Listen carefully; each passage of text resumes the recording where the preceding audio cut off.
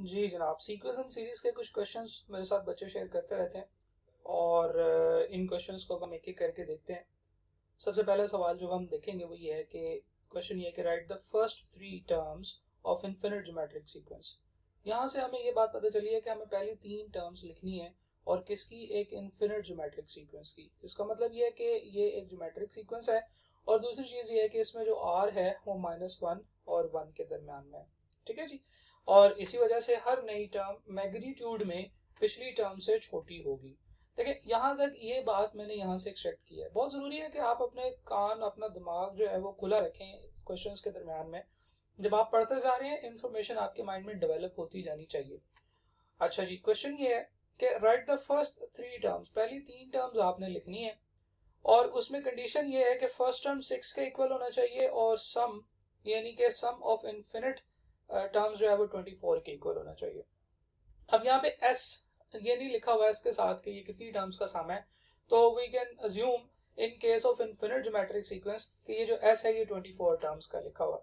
अच्छा, अब हम या तो ऑप्शंस को देख सकते हैं। हमारे पास ऑप्शंस में पहली टर्म है 6, दूसरी 6, तीन, चारों ऑप्शंस में पहली टर्म तो 6 है। दूसरी टर्म की बात करते हैं, 3 की अगर हम बात करें तो दिस इज हाफ ऑफ 6। तो हमें यहाँ से जो सीक्वेंस नजर आ रहा है या जो यहाँ पे जो हमें ट्रेंड नजर आ रहा है वो ये है कि पहली टर्म जो है वो दूसरी टर्म से हाफ है। तो क्या तीसरी टर्म दूसरी टर्म का हाफ है? जी बिल्कुल, 3/2 यानी कि 1.5 है। तो देखा जाए तो this geometric sequence fulfils the criteria of infinite geometric sequence. Number 1 ये है कि पहली टर्म दूसरी का हाफ है, यानी कि हम उसको मल्टीप्लाई बाय 1/2 कर रहे हैं, यानी कि कॉमन रेशियो जो है that is equal to 0.5, right. और दूसरी चीज ये भी है कि इसकी फर्स्ट टर्म 6 है। तो ये जो दो कंडीशन हमें क्वेश्चन के अंदर नजर आ रही है ये यहाँ पे फुलफिल हो रही है। आगे चलते हैं, इस ऑप्शन की बात करते हैं कि 6 को 3 पे डिवाइड करें तो 2 बनता है और 2 को 3 पे डिवाइड करें तो 2/3 बनता है। तो अगर हम गौर से देखें तो ऑप्शन बी इस कंडीशन को फुलफिल करती है कि ये एक इनफिनिट ज्योमेट्रिक सीक्वेंस है। ठीक है जी। और इसमें फर्स्ट टर्म 6 है।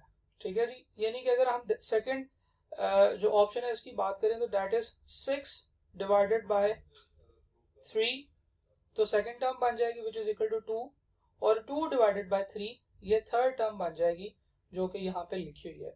तो देखा जाए तो ऑप्शन ए, बी और इवन ऑप्शन सी भी इस कंडीशन को फुलफिल कर रहे हैं कि 6 को 6 पे डिवाइड किया तो 1 आता है, 1 को 6 पे डिवाइड किया तो 1/6 आ जाता है। तो दिस मीन्स के कंडीशंस जो है ये जो तमाम ऑप्शंस हैं ये इन तमाम कंडीशंस को फुलफिल कर रही हैं। तो शायद हमें ऑप्शन एनालिसिस से मदद ना मिले, हमें क्वेश्चन को सॉल्व ही करना पड़ेगा। देखिए हमने पहली तीन टर्म्स लिखनी है तो हमें पता है कि फर्स्ट टर्म तो A1 होती है, सेकंड टर्म A2 होती है और थर्ड टर्म A3 होती है। फर्स्ट टर्म उसने दी हुई है दैट इज 6। सेकंड टर्म कैसे आएगी? ये फर्स्ट टर्म को एक दफा r से मल्टीप्लाई करने से आ जाएगी। और थर्ड टर्म कैसे आएगी? ये सेकंड टर्म को एक दफा r से मल्टीप्लाई करने से आ जाएगी। अब मुझे चाहिए r, मैं यहां से r निकाल सकता हूं सम ऑफ 24 टर्म्स से। अब यहां से पता चला कि सम ऑफ 24 टर्म्स एक्चुअली किस लिए दिया हुआ था, ये इसलिए दिया हुआ था कि हम यहां से r कैलकुलेट कर सकें। सम ऑफ इनफिनिट टर्म्स का फॉर्मूला क्या होता है जी? First term divided by 1 minus r, और ये उसने हमें दिया हुआ है सम ऑफ इनफिनिट टर्म्स है 24, फर्स्ट टर्म है 6, 1 माइनस r हम लोगों ने फाइंड करना है। तो 1 माइनस r उधर जाके हम मल्टीप्लाई कर देंगे तो बन जाएगा 24, या हम ऐसे करते हैं कि हम 24 को इधर ले आते हैं तो ये बनेगा जी 1 minus r is equal to 6/24। Okay, आगे क्या बनेगा जी? ये बिल्कुल ठीक है, ये बनेगा जी 6/24 1/4 या 0.25। तो 1 minus r is equal to 0.25। Okay, तो फिर r क्या बनेगा? r will be equal to minus r इधर ले जाते हैं, इधर जाके ये प्लस हो जाएगा और 0.25 उधर जाके माइनस का हो जाएगा। तो हम इसे 1 माइनस 0.25 यानी कि 0.75 कह सकते हैं। अब ये जो 0.75 है इसको अगर हमने फ्रैक्शन में लिखना हो तो दिस इज एक्चुअली 3/4।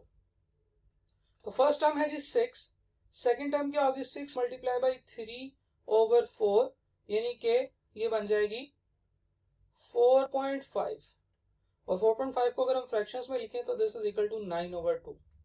तो जब हमें फर्स्ट टर्म ही पता चल गई 6 है, सेकंड टर्म 9/2 है, तो शायद हमें थर्ड टर्म कैलकुलेट करने की जरूरत ही नहीं है, क्योंकि ये डिसाइसिव नंबर्स आ गए हैं, डिसाइसिव आंसर्स आ गए हैं, जिनसे मैं ऑप्शन डी को टिक कर सकता हूँ कि this is correct option. However हम लोग थर्ड टर्म भी फाइंड करते हैं। थर्ड टर्म क्या होगी, सेकंड टर्म मल्टीप्लाई बाय 3/4। तो सेकंड टर्म है जी 9/2, इसको मल्टीप्लाई करना है 3/4 के साथ, तो this will be equal to 9 3 27 divided by 8। This is your third term जो कि इस ऑप्शन में लिखी हुई है। तो आपका करेक्ट आंसर क्या होगा जी, ऑप्शन डी। नेक्स्ट क्वेश्चन की तरफ मूव करते हैं। अगला सवाल है, इन ए जीपी एक ज्योमेट्रिक प्रोग्रेशन है। इन पहली तीन वर्ड से हमें पता चल गया कि एक ज्योमेट्रिक प्रोग्रेशन है जिसके बारे में हम बात करने लगे हैं। The product of first three terms, the product of first three terms, इस चीज को अगर मैं वर्डिंग में लिखना चाहूँ, ये वर्डिंग में इनको न्यूमेरिकल्स में लिखना चाहूँ, तो first term multiply by second term multiply by third term, इस चीज की बात कर रहा है वो। The product of first three terms is, यानी कि ये इक्वल है 27/8 के, राइट? सही है जी। तो first term multiply by second term multiply by third term is equal to 27/8 ये उसने बता दिया है। मिडिल टर्म फाइंड करनी है, यानी कि मिडिल टर्म का क्या मतलब है, ये जो सेकंड टर्म है a2 ये आपने फाइंड करनी है। तो अब अगर आप गौर से देखें, जो फर्स्ट टर्म है इसको मल्टीप्लाई कर रहे हो सेकंड टर्म के साथ और उसको मल्टीप्लाई कर रहे हो थर्ड टर्म के साथ, and you are getting 27/8। This is the equation जो आपने स्टेटमेंट से निकाल ली है। तो फर्स्ट टर्म की अगर मैं बात करूं तो फर्स्ट टर्म ही होती है, लेकिन जो सेकंड टर्म होती है हम इसके बारे में कह सकते हैं कि this is actually first term multiply by r, और जो थर्ड टर्म होती है इसके बारे में मैं कह सकता हूं कि this is actually first term multiply by r multiply by r, right? And this is equal to 27/8। अच्छा, अगर हम यहाँ पे गौर से देखें तो हमारे पास क्या चीजें मल्टीप्लाई हो रही है, फर्स्ट टर्म मल्टीप्लाई हो रही है, फिर फर्स्ट टर्म मल्टीप्लाई हो रही है, फिर फर्स्ट टर्म मल्टीप्लाई हो रही है। तो a1 multiply by a1 multiply by a1 ये बन जाता है a1 का क्यूब, राइट? फर्स्ट टर्म का क्यूब। अच्छा, r भी 3 दफा मल्टीप्लाई हो रहा है, 1 दफा 2 दफा और 3 दफा, तो ये बन जाएगा r cube is equal to, अच्छा अगर आप गौर से देखें तो 27 जो होता है ये 3 का क्यूब होता है और 8 जो है ये 2 का क्यूब होता है। तो हर तरफ क्यूब क्यूब इकट्ठे हो गए। तो ये जो लेफ्ट हैंड साइड है मेरे पास ये बन रही है AR cube is equal to 3/2 cube, right? जब आप इसे सॉल्व करेंगे दोनों तरफ क्यूब रूट लेते हैं तो मेरे पास आंसर आएगा AR इज इक्वल टू 3/2। और अगर आप गौर से देखें तो आपने जो चीज फाइंड करनी थी विच इज सेकंड टर्म को हम AR कहते हैं, लेकिन जैसे यहाँ पे कहा था। तो सेकंड टर्म क्या होती है, A1 मल्टीप्लाई बाई R। तो फर्स्ट टर्म को R से मल्टीप्लाई करते हैं तो सेकंड टर्म आती है, और AR हमारे पास बाय चांस ऑटोमेटिकली इस इक्वेशन को रीअरेंज करके सॉल्व करने से आ गया है। तो दिस वाज आवर क्वेश्चन, और इसका आंसर होगा जी 3/2 यानी कि 1.5। आगे चलते हैं जनाब नेक्स्ट क्वेश्चन की तरफ। जी जनाब, सवाल ये है कि if x4 and y are successive terms in an arithmetic sequence. एक बात उसने की है इफ के साथ, उसने एक बात बताई है, और फिर उसने कहा and x3 and y are successive terms in a geometric sequence, then calculate x minus 1 plus y minus 1। ये ऐसे नहीं है, ये है actually x raised to power minus 1 plus y raised to power minus 1, ये आपने फाइंड आउट करना है। अब अगर आप गौर से देखें तो आपको उन्होंने बताया है कि एक चीज तो ये बताई है, एंड के बाद दूसरी चीज बताई है, और फिर आपसे एक चीज पूछिए। ये है इस पूरी स्टेटमेंट का स्ट्रक्चर। जो दो बातें उन्होंने आपको बताई हैं, ये दो इंफॉर्मेशन हैं जो आपको प्रोवाइड की गई हैं, और इन दोनों इंफॉर्मेशन को इस्तेमाल करते हुए आप इन दोनों वेरिएबल्स के बारे में दो इक्वेशंस बनाएंगे, और उन इक्वेशन से हम लोग ये आंसर कैलकुलेट कर लेंगे। अच्छा, अब देखिए यहाँ पे थोड़ा सा आपको जो है ना वो सोचना पड़ेगा, और आई एम वेरी श्योर कि बहुत सारे बच्चे इसमें उनको काफी डिफिकल्टी आ रही होगी, क्योंकि ये एट अ सर्टेन टाइम ये क्वेश्चन काफी मुश्किल हो जाता है, आगे जाके पॉइंट्स में आंसर चला जाता है, जब आप इसको सॉल्व करते हैं तो ये और मुश्किल होता चला जाता है। लेकिन अगर आप गौर से देखें तो आपके पास एक अर्थमेटिक सीक्वेंस के बारे में उन्होंने बताया है कि x4 और y ये एक अर्थमेटिक सीक्वेंस है, सही है जी। और दूसरी चीज उन्होंने ये बताई है कि वही x3 और वही y ये एक ज्योमेट्रिक सीक्वेंस बन जाता है, राइट? ये दो बातें इन्होंने मुझे बताई हैं। अगर तो मैं ये कहता हूं कि ये जो अर्थमेटिक सीक्वेंस है x4 और y ये वाकई एक अर्थमेटिक सीक्वेंस है, तो फिर इसमें वो वाली प्रॉपर्टी ट्रू होल्ड करेगी जो हम लोगों ने पढ़ी हुई है कि third term minus second term should be equal to second term minus first term. इसका मतलब ये है कि अगर मैं y में से माइनस करूंगा 4, तो 4 में से x माइनस करने से जो आंसर आता है वो उसके इक्वल आ जाएगा। अच्छा, एक और काम करते हैं, इस माइनस x को तो ले जाते ऐड कर देते हैं, तो ये बनेगा x plus y is equal to 8। This will be your equation number 1, right. Okay, हम लोग इस साइड की बात करते हैं। जब उसने कहा कि ये एक ज्योमेट्रिक सीक्वेंस है, तो इसका मतलब ये है कि जो ज्योमेट्रिक सीक्वेंस की प्रॉपर्टी हम लोगों ने पढ़ी हुई है कि third term divided by second term should be equal to second term divided by first term, तो ये ट्रू होल्ड करेगी। यानी कि y divided by 3 should be equal to 3 divided by x। और अगर हम इसको रीअरेंज करें तो ये बनेगा xy is equal to 3 into 3 9, right. This will be your equation number 2। अच्छा, अब यहाँ पे हमारे पास दो अननोन वेरिएबल्स हैं और दो इक्वेशंस हैं। हम लोग इनको स्ट्रेट अवे सॉल्व कर सकते हैं। फॉर एग्जांपल मैं यहाँ पे क्या करता हूँ कि y की को इधर रहने देता हूँ, x उधर जाके डिवाइड कर देता हूँ, तो y की वैल्यू आ जाएगी 9/x। वो y की वैल्यू मैं यहाँ पे पुट करूंगा, उसको सॉल्व करूंगा तो x का आंसर आ जाएगा। उसी तरीके से मैं y का आंसर निकाल सकता हूँ, तो x पावर -1 और y पावर -1 कैलकुलेट कर सकता हूँ।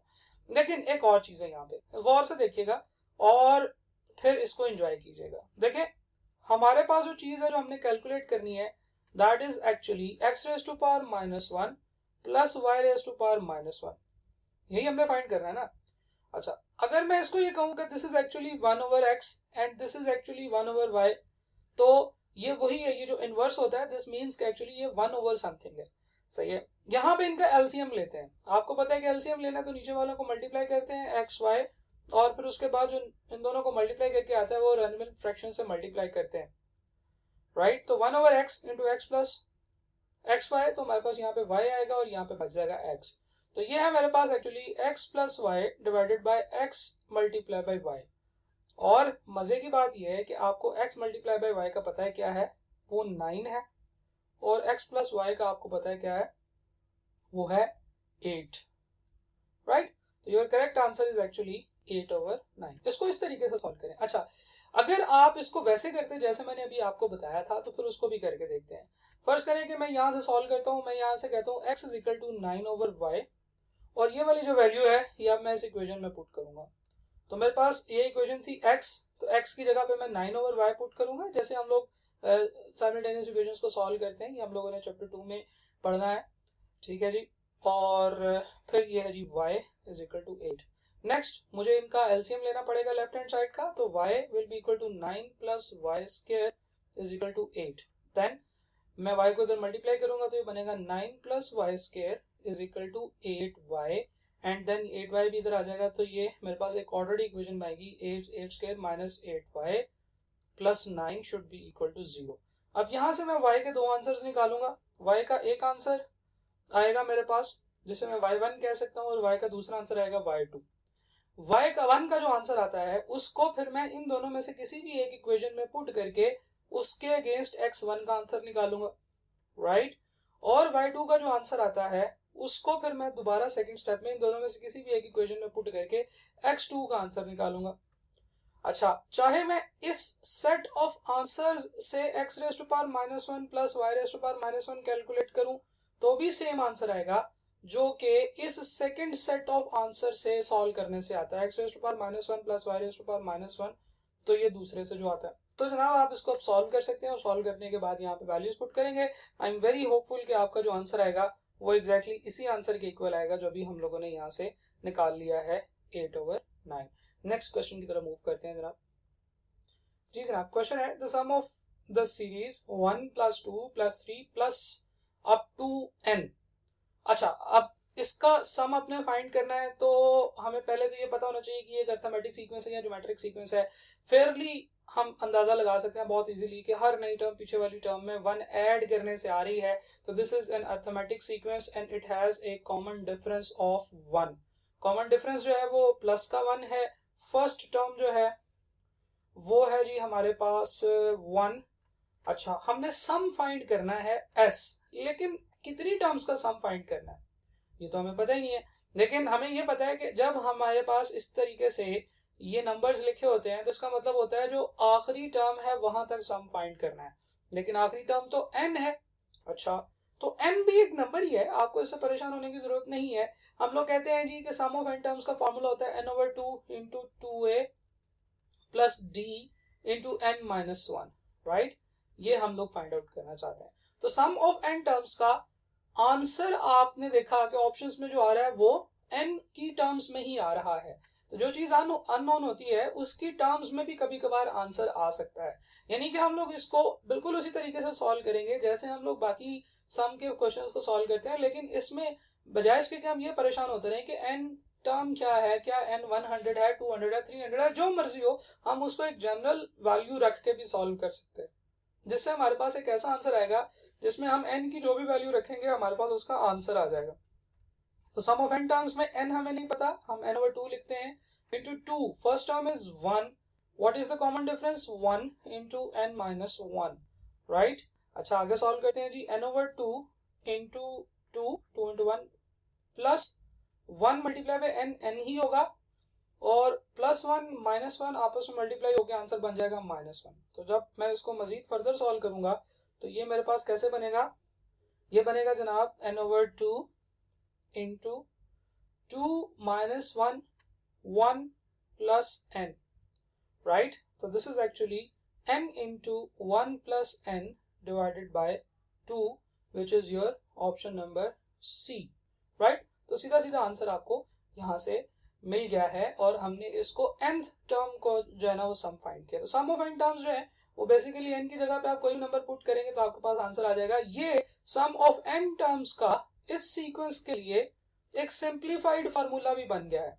फॉर एग्जांपल इस सीक्वेंस में मैं पहली 100 टर्म्स का सम फाइंड करना चाहता हूँ, तो मैं यहाँ पे n की जगह पे 100 रखूंगा, यहाँ पे 100 पुट करूंगा, इसको पूरे को सॉल्व करूंगा, तो जो मेरे पास आंसर आएगा वो इस फॉर्मूला के अंदर भी n को 100 रखने से वो आंसर आ सकता है, राइट।